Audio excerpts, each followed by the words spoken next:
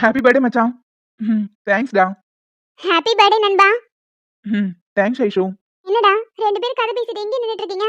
கிளாஸ்க்கு போகல? வாங்க போலாம். நீங்க 2 பேரும் போங்க. எனக்கு ஒரு சின்ன வேலை இருக்கா, முடிச்சிட்டு வரேன். டேய், உனக்கு என்னடா வேலை? நம்ம மிஸ் இருக்காங்கல்ல, அட்டெண்டன்ஸ் எடுத்துட்டு வர சொன்னாங்க. நான் எடுத்துட்டு வந்துடுறேன். நீங்க 2 பேரும் கிளாஸ்க்கு போங்க. ஐஷு பார்த்து கூட்டிட்டு போ. சரிடா. ஏன் ஐஷு, ஒரு வாட்டியாவது என் கையை பிடிச்சிட்டு வரலாம்ல? நானும் உனக்கு ஹெல்ப் பண்றேன்னா சொல்றேன், ஆனா கேட்க மாட்டேங்கிற. பரவாயில்ல சத்யா, இருக்கட்டும். அதான் ஆதி இருக்கான்ல. எனக்கு இந்த ஸ்டெப் ஏறதெல்லாம் பெரிய விஷயமே இல்ல. நான் கரெக்டா கவுண்ட் பண்ணி வச்சிருக்கேன். அதை கணக்கு பண்ணி ஏறி கிளாஸ்க்கு வந்துடுவேன்.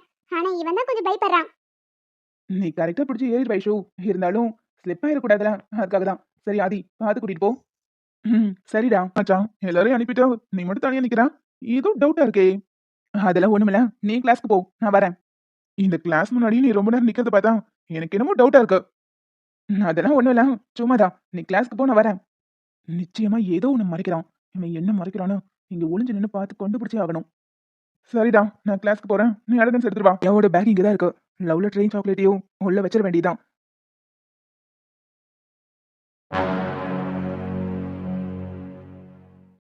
என்னரியா இது? யாரோ உனக்கு லவ் லெட்டர்லாம் கொடுத்துருக்காங்க. நானும் இந்த ஸ்கூல்ல இத்தனை வருஷமா படிக்கிறேன். ஒரு லவ் லெட்டர் கூட வந்ததில்ல. நீ ரொம்ப லக்கி தாண்டி. நானே பயந்து போயிருக்கேன். நீ வேற கடுப்புகளை பாதிரி. இதை யார் வச்சிருப்பா, எதுக்காக வச்சிருப்பான்னு நானே பயந்து போயிருக்கேன். நீ வேற. இங்க பாரு, யார் வச்சிருக்காங்களோ அவங்க பேரை போட்டிருப்பாங்கல்ல. இல்ல, அப்படி எதுவுமே போடல. ஹேண்ட் ரைட்டிங்க வச்சு நம்ம கிளாஸ் பையனானு கண்டுபிடிச்சிடலாம். எதுக்கு அதெல்லாம்? பேசாம இதை கிழிச்சு போட்டுட்டு நான் என் வேலையை பார்க்குறேன். எனக்கு ரொம்ப பயமா இருக்கு. எங்க அம்மாவுக்கு இந்த விஷயம்லாம் தெரிஞ்சிச்சுன்னா அவ்வளவுதான், என்ன அடி பிச்சிரும். ஏண்டி, ஒரு லவ் லெட்டருக்கு அப்படி பயப்படுவேன்? சரி வேண்டாம்னா விடு, கிழிச்சு போடு. Good morning all of you. ஏய் பாத்தடி, இப்ப கிழிச்சு போட வேண்டாம், அப்புறமா போட்டுக்கலாம். இந்த மேம் பார்த்துச்சுன்னா அவ்வளவுதான், பயங்கர ஸ்ட்ரிக்ட். நேரா பிரின்சிபல் ஆஃபீஸ்ல கொண்டு போய் விட்டுரும். எனக்கு ரொம்ப பயமா இருக்குடி. மாட்டினா அவ்வளவுதான், என்னதானே முதல்ல திட்டுவாங்க. இது யார் எழுதியிருக்கான்னு கூட எனக்கு தெரியல.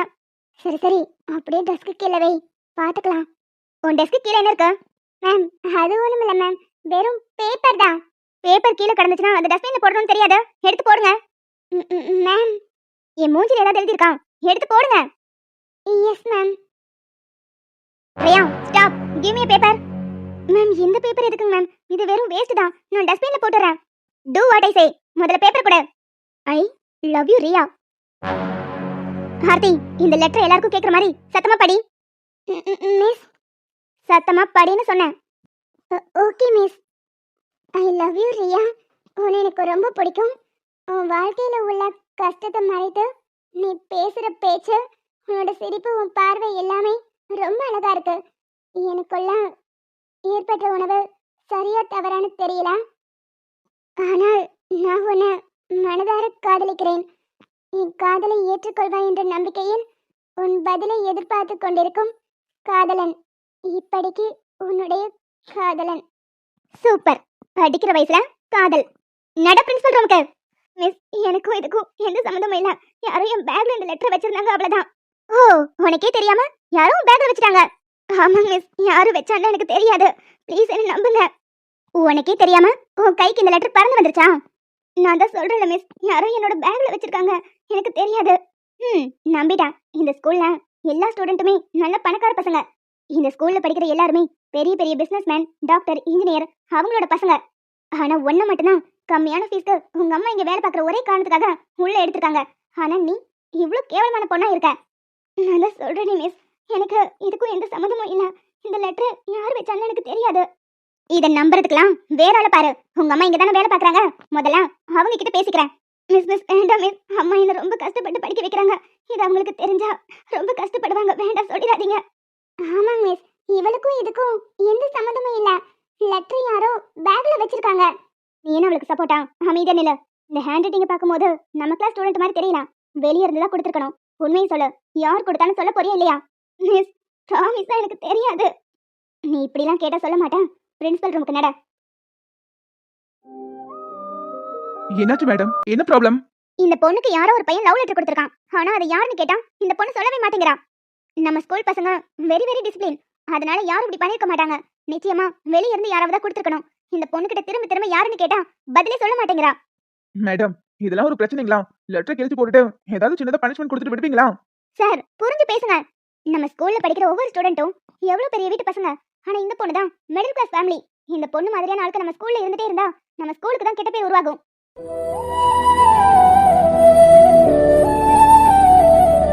இந்த மாதிரி ஸ்டூடெண்ட் எல்லாம் நம்ம ஸ்கூல்ல வச்சிட்டு இருக்க கூடாது சார். சீக்கிரமா டிசி கொடுத்து அனுப்புறது நல்லது. மிஸ், ப்ராமிஸா யாருன்னு எனக்கு தெரியாது மிஸ். இந்த லெட்டர் யாரு கொடுத்தான்னு எனக்கு தெரியாது. என் பேக்ல இருந்துச்சு அவ்வளவுதான். இதை கிழிச்சு டஸ்ட்பின்ல போட்டுடலாம்னு நினைச்சேன். ஆனா அதுக்குள்ளேயே நீங்க வந்துட்டீங்க. தப்பு பண்ணது வெளியே தெரிஞ்சிட கூடாதுங்கிறதுக்காக டஸ்ட்பின்ல கிழிச்சு போட ட்ரை பண்ணிருக்கேன். நோ மிஸ், அப்படி இல்ல. இந்த லெட்டர் யாரு கொடுத்தான்னு எனக்கு தெரியாது. அம்மா ரொம்ப பாவம். இங்க இருந்து எனக்கு டிசி கொடுத்துறாதீங்க. அம்மா ரொம்ப கஷ்டப்படுவாங்க. சார், எனக்கு என்னமோ இந்த பொண்ணுக்கு டிசி கொடுக்கறதா நல்லதுன்னு தோணுது. அவங்க அம்மா எங்க? அவங்கள ஃபர்ஸ்ட் கூப்பிடுங்க. மேடம், பசங்களாம் ரியாவை நீங்க பிரின்சிபல் ரூமுக்கு கூட்டிட்டு போறதா சொன்னாங்க. என்னாச்சுங்க மேடம்? என் பொண்ணு அப்படி என்ன தப்பு பண்ணானு இங்க கூட்டிட்டு வந்திருக்கீங்க? வாங்க சாந்தி, நானே உங்களை கூப்பிட்டு விடணும்னு நினைச்சேன். கரெக்டா நீங்களே வந்துட்டீங்க. உங்க பொண்ணுக்கு டிசி கொடுக்க போறோம். என்ன மேடம் சொல்றீங்க? என் பொண்ணுக்கு டிசி கொடுக்க போறீங்களா? ஆமா சாந்தி, உங்க பொண்ணு பண்ண வேலைக்கு டிசி கொடுக்க தான் போறோம். மேடம், என் பொண்ணு எந்த தப்பு பண்ணிருக்க மாட்டா. நீங்க கொஞ்சம் யோசிச்சு முடிவெடுங்க. நானே எவ்வளவு கஷ்டப்பட்டு இங்க வேலை பார்த்து என் பிள்ளைய படிக்க வைக்கிறேன்னு உங்களுக்கு தெரியும்ல. பாத்ரூம் கழுவி கூட்டி பெருக்கி அப்படி கஷ்டப்பட்டு தானே என் பிள்ளைங்க படிக்க வைக்கிறேன். புரிஞ்சுக்கோங்க மேடம். ஆனா அந்த நினைப்பு உங்க பொண்ணுக்கு இல்லையே. நீங்க பாருங்க, உங்க பொண்ணுக்கு யாரோ ஒரு பையன் லவ் லெட்டர் கொடுத்துருக்கான். ஆனா உங்க பொண்ணு அதை மறைக்கிறான். அந்த பையன் யாருங்கிறத காட்டி கொடுக்காம நிக்கிறான். ஏய், என்னடி இதெல்லாம்? லவ் லெட்டரா? அதுவும் இந்த வயசுல? யாரடி கொடுத்தான்? யாரடி கொடுத்தான்? சொல்ல புரியலையா? அம்மா வலிக்குதுமா, விடுமா. முடிவு படுத்திருக்காத, வலிக்குது. அப்ப உண்மையை சொல்றீ, யாரு கொடுத்தா உனக்குதா? எனக்கு ப்ராமிஸா தெரியாதுமா. யார் இந்த லெட்டரை என் பேக்ல வச்சான்னு எனக்கு தெரியாது. ப்ளீஸ்மா, என்ன நம்பு. சாந்தி, நிறுத்துங்க. லெட்டர் கொடுத்தது யாருன்னு தெரியாதுன்னு சொல்றா. அந்த பையன் யாருன்னு விசாரிக்காம என் பிள்ளைக்கு டிசி கொடுக்கறதுல எந்த விதத்துல நியாயம்? இங்க பாருங்கம்மா, இந்த ஸ்கூல்ல படிக்கிற எல்லா பசங்களும் பணக்கார பசங்க. அவங்க எதுக்காக உங்க பொண்ணுக்கு லெட்டர் கொடுக்க போறாங்க? நீங்க வேலை பார்க்குற தயவுல தான் உங்க பொண்ணு இங்க படிச்சுக்கிட்டு இருக்கா. அதுக்காக இந்த அசிங்கத்தை எங்களால ஏத்துக்க முடியாது. மேடம் சொல்றதும் கரெக்ட் தான். இந்த பொண்ணு மட்டும்தான் இங்க ஏதோ பாதி ஃபீஸ்ல விட்டு வச்சிருந்தேன். இனிமே இவ இங்க படிக்க வேண்டாம். டிசி வாங்கிட்டு மரியாதை நீங்களே இங்க இருந்து கிளம்பிடுங்க. ஐயா, உங்க காலை பிடிச்சு கெஞ்சி கேக்குறையா, என் பொண்ணை மன்னிச்சு விட்டுருங்க. என் பொண்ணுக்கு எதுவும் தெரியாது. அதாவ சொல்றாளே, லெட்டர் யார் கொடுத்ததுன்னு தெரியாதுன்னு. நம்புங்க ஐயா. அட என்னமா பண்றீங்க? எந்திரிங்கம்மா, எந்திரிங்கம்மா. அம்மா.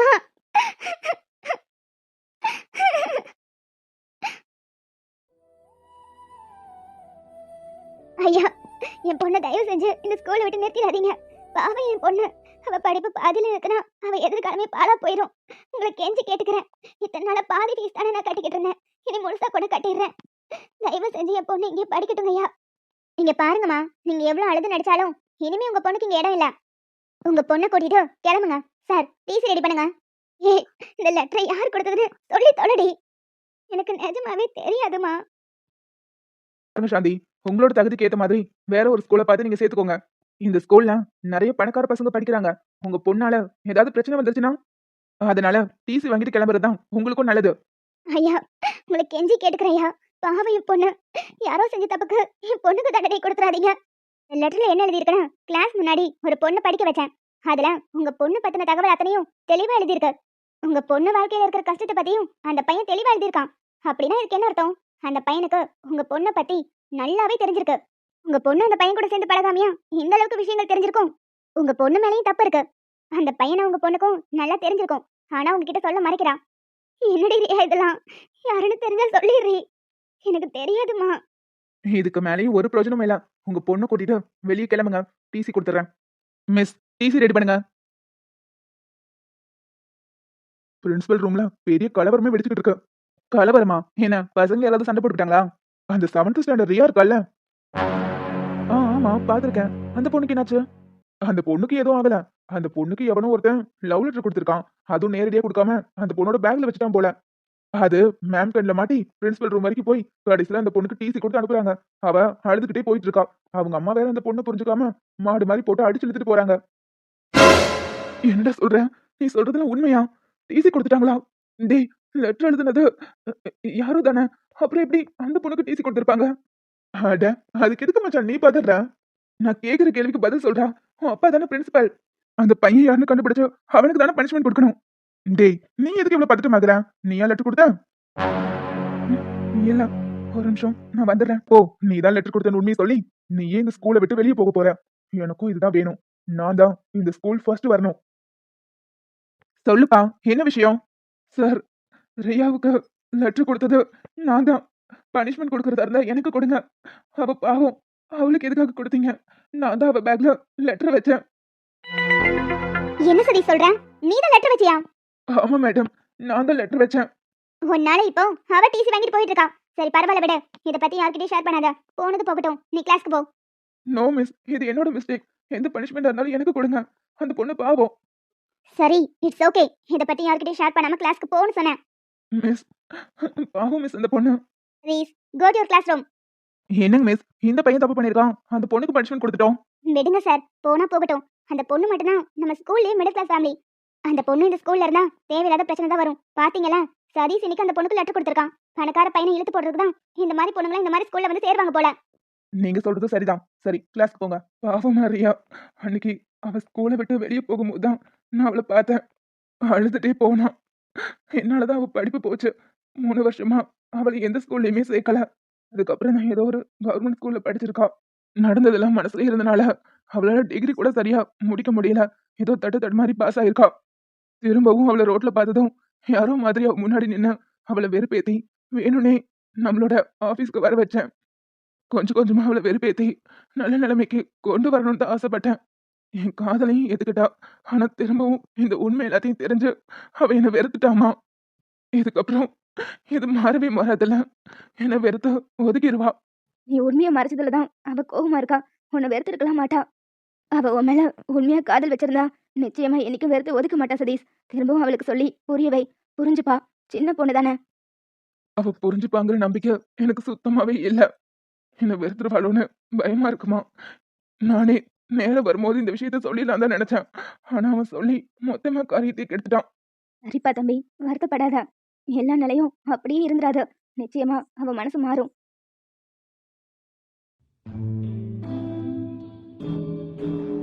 ஏண்டி என்னாச்சு உனக்கு? வந்ததுல இருந்து நானும் படுத்துட்டு இருக்கேன். அழுதுகிட்டே இருக்கேன். உடம்பு எது சரியில்லைன்னு சொல்ல. ஹாஸ்பிட்டல் போயிட்டு வந்துருவோம். உடம்பெல்லாம் நல்லதாமா இருக்கு. மனசுதான் சரியில்லை. ஏன்னா மனசு சரியில்லையா? ரியா என்னாச்சு உனக்கு? நான் தப்பு பண்ணிட்டேம்மா. பெரிய முட்டாள்தனம் பண்ணிட்டேன். அதத்தான் என்னன்னு கேக்குறேன். யாரை என் வாழ்க்கையிலேயே திரும்ப பார்க்க கூடாதுன்னு நினைச்சனோ அவங்களையே திரும்ப பார்த்துட்டேன். அவங்க கிட்டயே என் மனசையும் பறி கொடுத்துட்டேன்.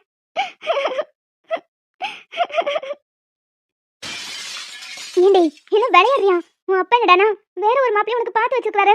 நீ யாரையும் ஒருத்தர் லவ் பண்றேங்கிற? நான் லவ் பண்ணதான். ஆனா இப்ப என்ன? அது எல்லாம் முடிஞ்சு போச்சு. என்னடி சொல்ற? லவ் பண்றேங்கிற முடிஞ்சு போச்சுங்கிற? எனக்கு ஒண்ணும் புரியல. எதுவா இருந்தாலும் தெளிவா சொல்லு. ஏண்டி அப்ப இதுக்காக தான் கல்யாணம் வேண்டாம் வேண்டாம்னு சொன்னியா? இல்லம்மா, சத்யா ஒரு பொம்பளை பொறுக்கி. அதனாலதான் அவளை வேண்டான்னு சொன்னேன். சரி அப்படின்னா நீ காதலிக்கிற பையன் யாரு? அவனுக்கும் உனக்கும் நடுவுல இப்ப என்ன பிரச்சனை? எதுக்காக இப்ப உட்காந்து அழுதுகிட்டு இருக்க? எனக்கு ரொம்ப பதட்டமா இருக்குடி. என்னன்னு சொல்லி தொலை. என்னோட எம்டியை தான் நான் காதலிச்சேன். அவரும் என்ன காதலிச்சாரு. கொஞ்ச நாள் பழகிட்டு இருந்தோம். ஆனா இன்னைக்கு தான் அவரை பத்தின உண்மை எனக்கு தெரிஞ்சது. என்ன சின்ன வயசுல நீ ஒரு ஸ்கூல்ல இருந்து டிசி வாங்கி கூட்டிட்டு வந்தல. டிசி கொடுத்து அனுப்புனாங்கல்ல. நீ எனக்காக பிரின்சிபல் காலெல்லாம் விழுந்தல்ல. அதுக்கெல்லாம் காரணமானவனே அவர்தாம்மா. அவரால் தானே நீ அசிங்கப்பட்ட. ஏன் அப்பா கூட உன்னை பல முறை இதை சொல்லியே திட்டிருக்காருல. நம்ம தெருவிலேயே எத்தனை பேர் பிள்ளைய ஒழுங்கா வளர்க்க துப்பலன்னு உன்னை அவமானப்படுத்திருக்காங்க. இது எதுவுமே தெரியாம அவரை நான் திரும்பவும் காதலிச்சிட்டமா. ஏண்டி அந்த பையனாவே இந்த உண்மையெல்லாம் உங்ககிட்ட சொன்னானா? இல்லம்மா, இது எதுவுமே அவரா என்கிட்ட சொல்லல. இந்த சத்யதான். அவனும் அதே ஸ்கூல்ல தான் படிச்சிருக்கான். அவரோட ஃப்ரெண்டு. அவன் தான் என்கிட்ட எல்லா உண்மையும் சொன்னான். என்னால முடியலம்மா. யார் ஒருத்தரை வெறுத்தனும் அவனையும் திரும்ப முட்டாள்தனமா காதலிச்சிருக்கேன். என்னை ஏமாத்தி காதலிக்க வச்சிருக்கான். இதுக்கப்புறம் அவன் மூஞ்சிலையும் முடிக்க மாட்டேன்னு சொல்லிட்டு தான் வந்தேன். இனி அந்த ஆபீஸ் கூட நான் போக மாட்டேன். கடல் தாண்டும் பறவைக்கெல்லாம் இலை பார மரங்கள் இல்லை. கலங்காமலே கண்டம் தாண்டுமே. ஓ முற்றுப்புள்ளி அருகில் நீயும் மீண்டும் சின்ன புள்ளிகள் வைத்தாய். முடிவென்பதும் ஆரம்பமே. வளைவே என்ன ஒரு அதிசயம். என்ன மச்சான், இப்பதான் ஆபீஸ் வரதுக்கு வழி தெரிஞ்சுதா? இப்ப நம்ம ஸ்கூல்ல எத்தனை ஸ்டூடெண்ட்ஸ் இருக்காங்க? ஒரு 100 ஸ்டூடெண்ட்ஸ் இருக்காங்க. எல்லாருக்கும் ப்ராப்பரா ட்ரைனிங் போயிட்டு இருக்கா? டேய், இன்னைக்கு மழை கொட்டோ கொட்டுன்னு கொட்ட போகுதுன்னு நினைக்கிறேன். எவ்வளவு பொறுப்பா என் நண்பன் வந்து கேள்விலாம் கேட்கறான். பரவாயில்லடா. உன் பொண்டாட்டி வந்ததுக்கு அப்புறம் நல்லாவே மாறி இருக்க. அதெல்லாம் ஒரு மனம் இல்ல. கேட்டதுக்கு மட்டும் பதில் சொல்லு. அதெல்லாம் நல்லா தானே போயிட்டு இருக்கு. என்ன நீ தான் கொஞ்சம் லட்சிய பாதையை விட்டு நகர்ந்து வந்துட்ட. மச்சான் சொல்றேன்னு தப்பா நினைக்காத. இப்பவும் ஒரு சில ஆட்ஸ்லாம் வருது. நீ கமிட் பண்ணினா திரும்பவும் உனக்கு ஆக்டிங் பண்றதுக்கு ஒரு சான்ஸ் கிடைக்கும். எனக்கு இப்ப அதுலலாம் இன்ட்ரெஸ்ட் இல்ல. விட்டுரு. சரி, இப்ப இன்ட்ரெஸ்ட் இல்லைன்னா பரவாயில்ல. என்னைக்காவது ஒரு நாள் வரும்ல. திரும்பவும் ஒரு தடவை ட்ரை பண்ணி பாருடா. டேய், நானே டென்ஷன்ல தான் கிளம்பி ஆபீஸ் வந்திருக்கேன். இங்கேயே என்ன டென்ஷன் ஆக்கி வீட்டுக்கு அனுப்பிடாத. இப்ப நான் நினைச்சா கூட வீட்டுக்கு போக முடியாது. ஏன் வீட்ல ஏதாவது பேய் பிசாசு இருக்கா என்ன? டேய், அதான் என் பொண்டாட்டி இருக்கால. அடப்பாவி, சிஸ்டரை பார்த்தா பேய்ன்னு சொல்றேன். ஆனா பரவாயில்லடா. ஃப்ளோல உன்னோட பொண்டாட்டின்னு ஒத்துக்கிட்டியே. அது அது ஏதோ ஃப்ளோல வந்துருச்சு. நீ வேற. மச்சான், ஃப்ளோலலாம் வரலடா.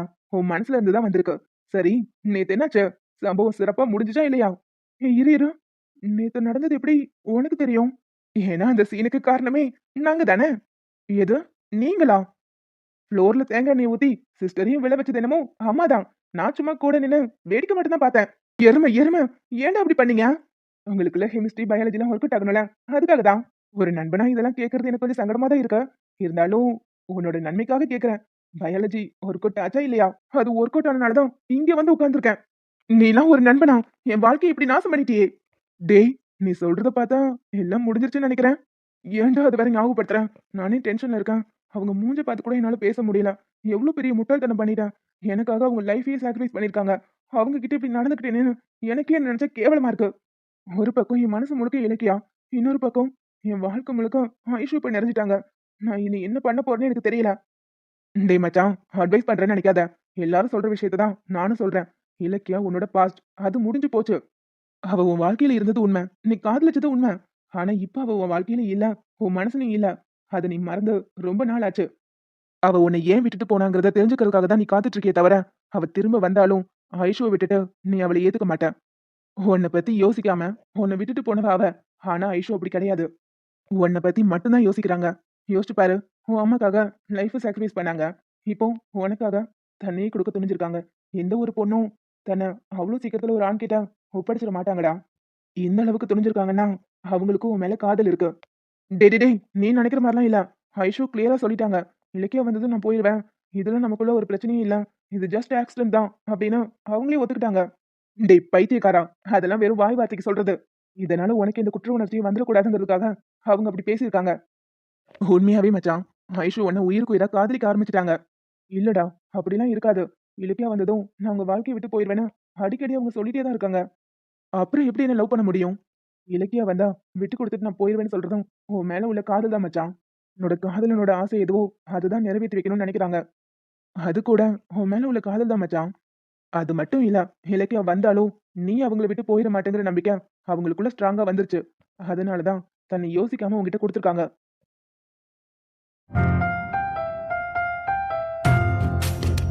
உனக்கு நான் சொல்றதெல்லாம் புரியுதா இல்லையா? நீ பேசி பேசி என்ன ரொம்ப கன்ஃபியூஸ் பண்ற. முதல்ல இங்க இருந்து கிளம்பு. நான் உன்னை குழப்பல.